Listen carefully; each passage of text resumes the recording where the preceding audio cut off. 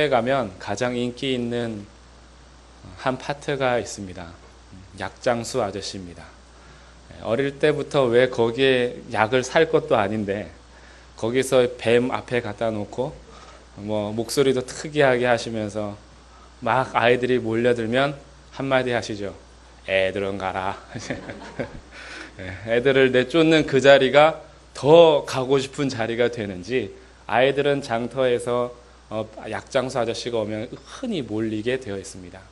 그렇게 애들은 가라라고 내쫓는 것이 꼭 약장수만은 아닌 것 같습니다.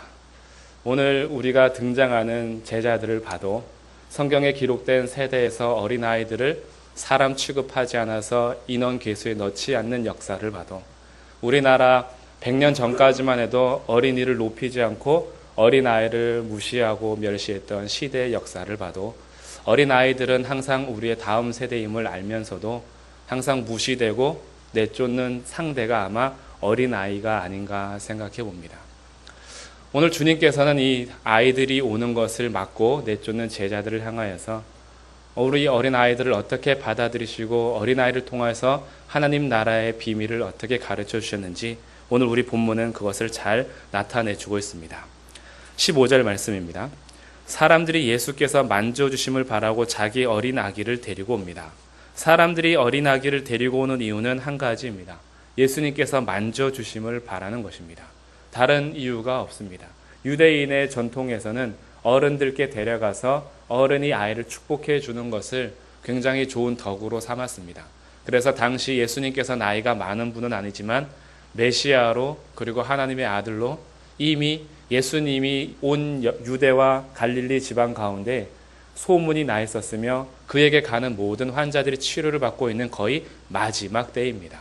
예수님께서는 이제 십자가를 지시러 예루살렘에 가는 중에 많은 사람들은 예수님 가시는 길에 함께 모여서 어린 아기들을 데려갑니다. 단지 만져주시기를 바라는 거죠. 예수님께서 만져주시기만 해도 우리 아이들이 잘 될 것이라는 부모님의 마음, 사람들의 그 마음이 잘못되거나 악한 것은 아니었습니다. 그런데 문제는 이렇게 어린 아기들을 데리고 오는데 15절 하반절 제자들이 보고 꾸짖습니다. 그냥 막은 것이 아니라 책망하고 비난했다라는 뜻입니다. 그 나오는 것 자체를 뭐라고 했다라는 거죠. 제자들의 입장에 섰을 때는 아마 예수님을 위해서일 것입니다. 지금 제자들이 생각할 때 예수님께서는 십자가 죽음을 위해서 달려가고 있는 중입니다. 예루살렘으로 올라가시는 중입니다. 그런데 자꾸 어린 아기들을 데리고 와서 만져주기를 바라는 이런 엄마들 그리고 아빠들 사람들을 보면서 도대체 답답함을 느꼈을 것입니다. 예수님 갈 길이 바쁘신데 이렇게 아기들을 자꾸 데리고 오면 어떡하는가 라고 해서 아마 보고 꾸짖으면서 막았을 것입니다. 그런데 문제는 제자들의 입장이 예수님의 입장은 아니었다라는 것입니다. 제자들은 아직까지도 하나님의 나라에 대해서 이해하지 못하고 있는 중에 있습니다. 하나님의 나라 안에서 예수님께서는 이 아이들을 품어주시면서 16절 이렇게 말씀하십니다. 예수께서 그 어린 아이들을 불러 가까이 하셨습니다. 15절과 대조되는 것은 제자들은 보고 꾸짖는데 예수님께서는 부르셨고 가까이 하셨습니다. 15절에서 기록한 어린 아기는 헬라어 블레페라는 것으로 갓난 아기와 같은 아기를 말합니다. 그러니 15절에서 사람들은 갓난 아기를 데리고 온 것입니다. 만져주기를 바라면서. 근데 예수님께서 어린 아이를 초청하십니다. 이 어린 아이는 파이디아입니다. 이것은 12세 미만의 어린 아이들을 뜻합니다. 그러니 예수님께 다가왔던 아기들은 갓난 아기들이었는데 예수님께서는 그 범위를 확장하셔서 12세 미만의 아이들을 다 지칭하여 어린 아이들 누구든지 다 부르셨습니다. 단순히 엄마 품에 안겨있는 갓난 아기만 부른 것이 아니라 지금 아빠 엄마 손을 잡고 멀뚱멀뚱 거르고 있는 모든 어린 아이들을 부르셨습니다. 그리고 그들을 가까이 하셨습니다. 부른 것만이 아니라 가까이 하셔서 갓난 아기들뿐 아니라 어린 아이들을 부르시는 예수님 안에서 하나님의 나라가 어떤 나라인지 보이기를 원하셨던 것입니다. 강조되는 것은 예수님께서는 지금 십자가 지러 예루살렘에 올라가시는 중입니다. 그러면 지금 굉장히 자기의 사명을 이루기 위해서 바쁘신 길입니다. 그럼에도 불구하고 그 바쁘신 길 가운데 어린 아이들을 부르셔서 가까이 하시는 시간을 투자하신다라는 것은 이 어린 아이들이 하나님의 나라에서 굉장히 중요하다라는 것을 제자들에게 가르치기 위함이었습니다. 그리고 오늘 기록된 말씀을 통하여서 우리들에게도 동일하게 말씀하시는 것입니다. 세상에서 어린 아이들이 경제적으로나 정치적으로나 어떤 인간관계에 있어서 우리에게 그렇게 덕이 안 될 줄 몰라도 하나님의 나라는 그것과 다르다라는 것을 알려주십니다. 어린 아기들뿐 아니라 어린 아이들을 부르시는 예수님입니다. 놀이동산에서 아이들을 맞이하는 것은 돈벌이가 되기 때문입니다. 어린 아이들을 눈을 유혹해서 데리고 오면 엄마 아빠들이 돈을 그렇게 씁니다. 그래서 놀이동산은 아이들을 맞이하는 것 같지만 사실은 경제 수단으로 보는 것입니다. 교회는 이것과 다르다라는 거예요. 교회는 아이들을 불러 가까이 하는 것이 경제적인 유익이나 인원수를 채우기 위함이 아니라 그들이 소중하기 때문입니다. 하나님 나라 안에서 보배와 같은 자들이기 때문입니다. 예수님께서는 지금 하나님의 나라 공동체에게 이것을 가르쳐 주신 것입니다. 그래서 예수님께서 그들을 부르셔서 품으시고 가까이 하셨습니다. 우리나라 역사만 봐도 이 어린 아이들은 멸시를 당했다라는 것을 어디에서 알 수 있냐 하면 어린이라는 호칭은 1920년에 소파 방정환 선생님께서 일지 자기가 발간하는 월간지를 통해서 사용합니다. 이 어린이라는 단어가 17세기부터 이미 문서에 기록이 되어 있지만 대중들에게 알려지지 않는 단어였습니다. 그리고 이 어린이라는 말 자체가 젊은 사람에게 젊은이라고 하는 것은 젊은 사람을 높이고 격식을 갖추는 말입니다. 그래서 이 어린 아이들에게 어린이라는 말을 쓴 것은 어린 아이들을 높이고 격식을 갖추는 단어로 신조어 탄생이 된 것입니다. 그래서 어린이라는 단어를 쓰면서 어린 아이들을 높인 말이 어린이입니다. 그리고 그 어린이를 대상으로 한 날을 정하여서 체육대회에 문학작품을 공개하고 연극을 해주므로 어린이날이 시작이 됩니다. 그것이 1920년입니다. 그러니 아직 100년도 채 되지 않았습니다. 어린아이들을 높이고 어린이를 위해서 우리나라가 무언가를 하는 것이 역사적으로 그렇게 길지 않는 것을 봐도 어린아이들은 항상 무시당했고 어린아이들은 항상 방해꾼으로 묘사가 됩니다. 특히 아이 엄마들에게 이 아기들은 예배를 방해하는 방해꾼처럼 여겨질 때가 많이 있습니다. 아기 때문에 예배도 제대로 드리지 못하는 것이죠. 그리고 예배 시간에 들어와도 우리 모두에게 방해꾼처럼 여겨집니다. 이런 것에 있어서 예수님께서 오늘 말씀하시는 것입니다. 하나님 나라 안에서는 너희들의 역사 속에서 무시하던 어린아이가 아니라 샛별 같은 보배다라는 겁니다. 그래서 십자가 지러 가시는 중에 그렇게 바쁜 중에도 예수님께서는 어린아이들을 부르시고 가까이 하시는데 시간을 투자하십니다. 그리고 여기에서 그치지 않으셨다라는 것입니다. 제자들과 예수님의 반응이 이렇게 차이가 나는 것은 가치관의 문제였습니다. 제자들이 생각하는 어린아이에 대한 가치관과 예수님께서 생각하시는 어린아이에 대한 가치관이 달랐기 때문에 어린아이를 볼 때 방해꾼으로 보느냐 존귀한 보배로 보느냐의 차이가 반응과 행동으로 나타난 것입니다. 오늘 이 예수님의 말씀을 통해서 어린아이들을 보는 우리의 가치관과 우리의 생각을 한번 바꿔보십시오. 어린아이들은 존귀한 보배입니다. 하나님 나라의 샛별 같은 보배입니다. 이 가치관으로 보실 때 어린아이 때문에 지금 유아실에서 예배를 잘 드리지 못하는 엄마들도 보배를 담고 있는 예배자라는 것을 다시 한번 깨닫게 됩니다. 우리들이 함께 어린아이를 위해서 수고하는 헌신이 단순히 물질적인 투자가 아니라 하나님 나라의 샛별 같은 보배를 품어주는 것이며 이것은 곧 예수님을 영접하는 일이라는 것을 알게 됩니다. 그래서 우리의 가치관을 먼저 바꿔야 합니다. 교회는 물질적으로 유익이 되는 사람들을 대접하는 공동체가 아니라 교회는 하나님 나라 백성들이 모여서 하나님을 예배하는 곳인데 예수님께서는 이런 어린아이들의 찬양을 기쁘게 받으셨습니다. 그리고 여기에서 그치지 않고 예수님께서는 이렇게 말씀하십니다. 16절 두 번째 줄입니다. 어린아이들이 내게 오는 것을 용납하고 금하지 말라. 하나님의 나라가 이런 자의 것이니라. 이런 자의 것이다 라는 것은 이런 종류의 사람들의 것이다 라는 겁니다. 다른 말로 하면 이와 같은 자들의 것이다 라는 거예요. 하나님의 나라는 이와 같은 자들, 이 어린아이와 같은 자들의 것이다 라는 겁니다. 그렇다면 예수님께서 말씀하시는 어린아이와 같아 라는 것은 단순히 나이가 어리다라는 것을 의미하지 않습니다. 그리고 어린아이들의 특성이 순진하고 그리고 착한 심성을 말하는 것도 아닙니다. 여기에서 예수님께서 어린아이와 같은 이와 같은 자들이라는 어린아이의 특성을 말씀하시는 것을 제대로 알기 위해서는 누가복음 18장을 전체를 봐야 합니다. 누가복음은 처음에 이렇게 시작합니다. 과부와 불의한 재판관의 이야기입니다. 과부가 끊임없이 낭망하지 않고 계속해서 간청하는 것을 예수님께서 비유하시면서 너희가 낙심하지 않고 끝까지 간청할 것을 비유로 든 것이 과부와 불의한 재판관입니다. 그러면서 예수님께서 이렇게 말씀을 하십니다. 인자가 올 때 믿음을 보겠느냐라는 것이죠. 세상 끝날 때 믿음을 보겠느냐라는 것을 통해서 18장이 시작하는 처음 비유의 의미는 믿음과 연결이 됩니다.